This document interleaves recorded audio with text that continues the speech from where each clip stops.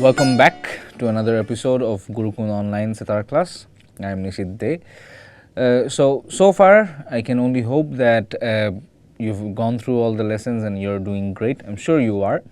But before we continue, it is very important that you understand that the sitar is not something that we are going to rush with. It's rather something we are going to be going very slow and steady, because we have to remember that every step of the way has to be perfect in order for us to learn the sitar very easily. Otherwise, it's just going to become complicated and we are going to run into problems, and we don't want anything of that sort. So without further ado, firstly, we need to know that so far, let's give a brief recap of what we have gone through so far.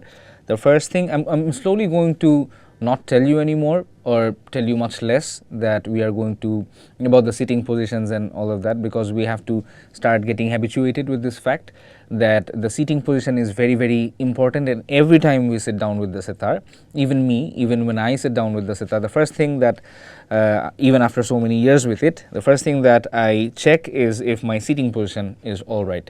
And also, let me give you a small pointer that it is recommended that you practice on a flat surface and not on your bed, because in a bed, the bed is soft and you kind of push yourself down and the sitar comes up a bit, and when you are going to sit on stage someday, the sitar is going to appear as if this is a new instrument, because of the height will matter a lot.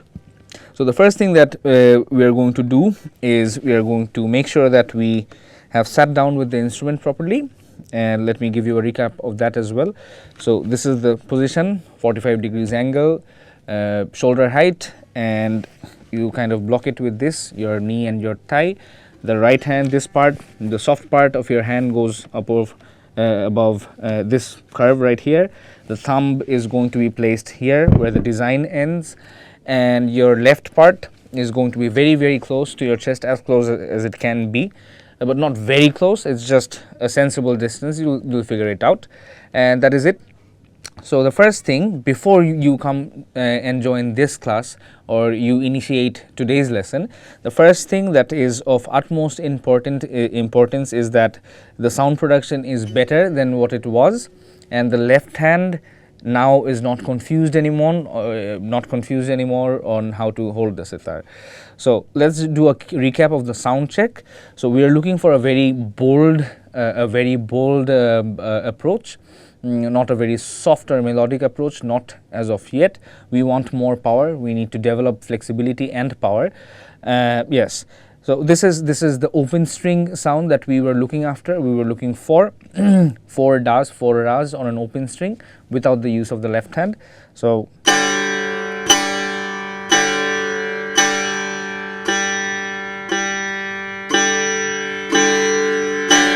this is the right hand.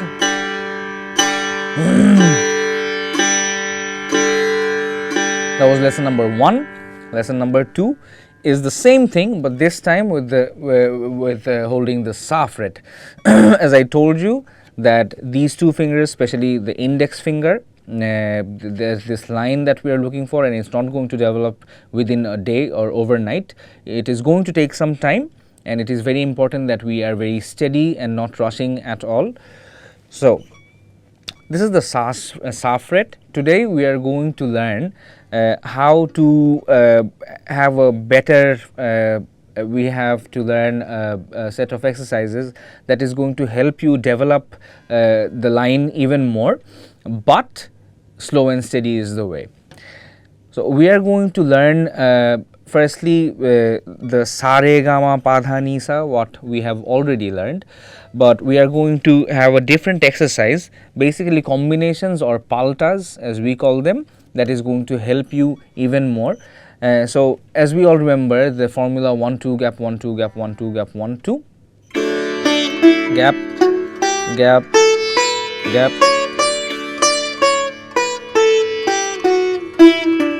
Now what we are going to do is we are going to make this combination. So the motion is going to be like this. It's going to be something like this, because through this motion, as you go farther away, your hand will be able to pick up the ability to go farther and come back, and then farther and come back, and this whole dragging process will become natural. It won't be troublesome for you anymore.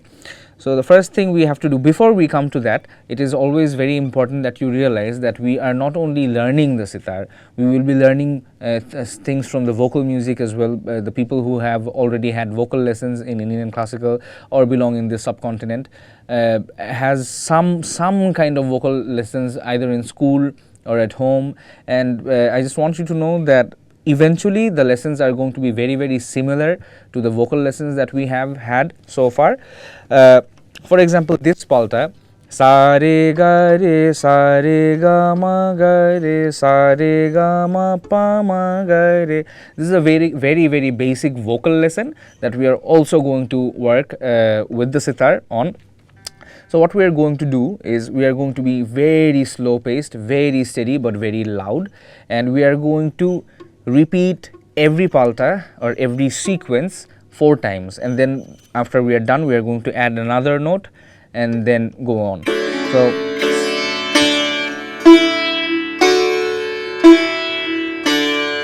four times.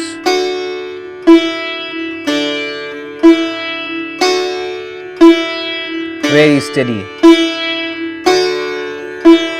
So by this time I think everybody saw that I'm using the middle finger as well. Here's why. So this finger, the index finger, will be responsible for all of this, all the dragging and whatnot, and the middle finger is going to be responsible for mostly pulling the string, but it has also another function. Eventually both the fingers must be able to do both the works, but right now there's this another the work that we are going to give to our middle finger, which is every line that you make or play, there should be a note where you return from. What we mean by returning from? So for example, this line right here, sa re ga re, so the last note we are going to call ga, because that is the note that we are coming back from. So sa re ga re and coming back. So since this is the last note, we are going to play it by the middle finger. Similarly, if we are going to play sa re ga ma pa ma ga re, you guessed right, the pa is going to be, in that case, pa is going to be the last note, which is why we are going to play it like this. This in turn is going to help with your agility, because when you are going to play very fast, this won't be feasible. We are going to need to use this finger, so that we have lesser reaction time, or it will become much smooth. So what we are going to do is, let me have a demonstration. You are going to play it 4 times. I'm going to play it 4 times per line, but eventually, for the sake of ending this video much faster, we are going to just play it once. So one cycle for every sequence. So first I'll begin with 4, for example. We have to be really bored and very slow,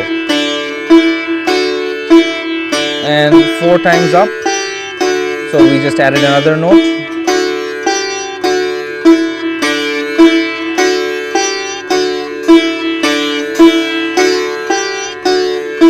and pa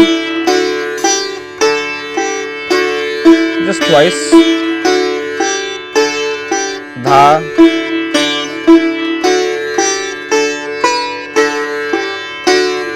ni,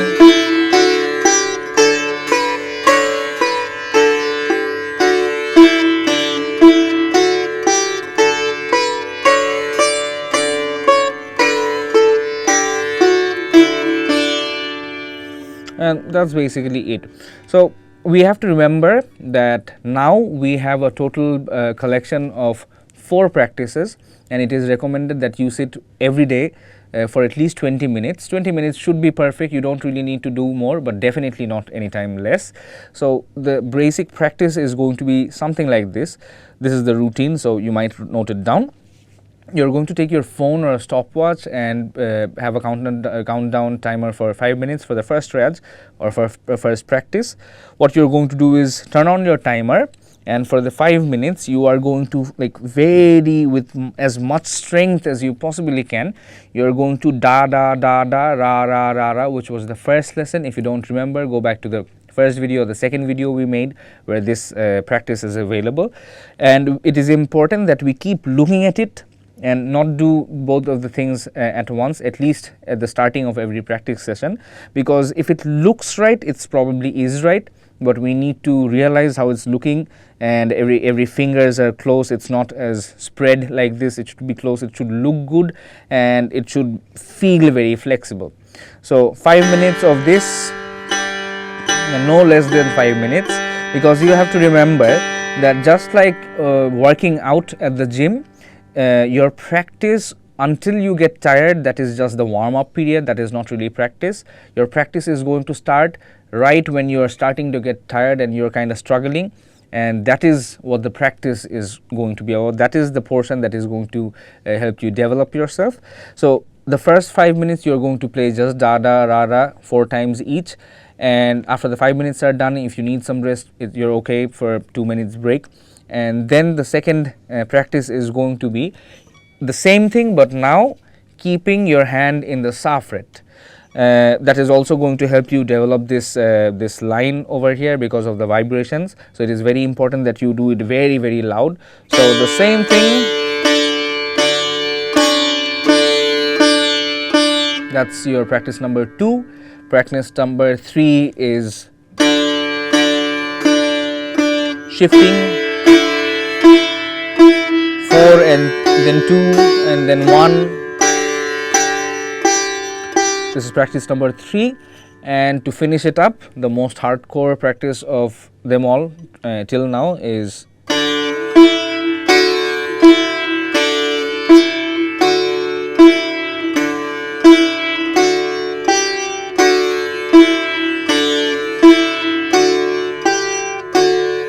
until sa and then back, and you do this for 5 minutes again. So after you are done with this, I guess it's gonna take you around somewhere from a week or 2 to get everything in order, or to get something as close as what I have played.